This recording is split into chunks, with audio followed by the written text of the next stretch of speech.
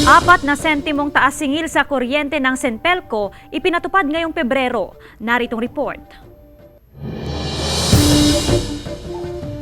Malaking dagok para sa negosyanteng si Cristina mula Mangaldan, Pangasinan ang epekto ng nararanasang pandemya. Mas dobleng pagtitipid din sa kuryente ang kanyang ginagawa ngayong nadagdagan muli ang singil ng Central Pangasinan Electric Cooperative Incorporated o Senpelco. Ginagawa ko ngayon kasi ma'am, pagdating ng medyo liwanag na siya, pinapatay ko na yung mga ilaw. Ang mga karne, alam ko na kung masyado na siyang naka-freezer, matigas na siya, pinapatay ko na lang yung freezer. Nasa 4 centavos per kilowatt hour ang dagdag sa singil sa kuryente ng Senpelco. Epektibo ngayong buwan. Ito pa rin na epekto ng pagtaas ng ating fuel na ginagamit, ng coal. Kaya nagkaroon po ng adjustment sa generation natin. Napakaliit kung papakinggan ang nasabing pagtaas, pero kapag susumahin sa kabuang konsumo ng kuryente, mararamdaman ang epekto nito sa budget. Sorry, nakadepende ito sa consumption, sa demand, at sa paggalaw ng fuel na ginagamit, yung coal, kasi ito important din ito.